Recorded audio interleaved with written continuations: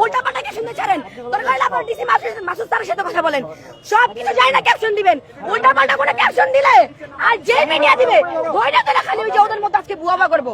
দেখেন যমুনা উঠেছিলাম আমি, শোনেন যমুনা টিভিতে বলছিলাম না, শোনেন 29 তারিখে হাইকোর্টের সামনে আমি বলছিলাম যে যমুনা দিয়েছে আপনার সবাই বুয়া, এটা আমি বলছিলাম।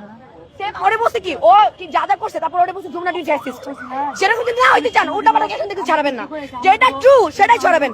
দরকার হলে আমাদের কথা বিশ্বাস না হইলে আরো তথ্য নিবেন, আরো তথ্য নিবেন, তারপর ছড়াবেন।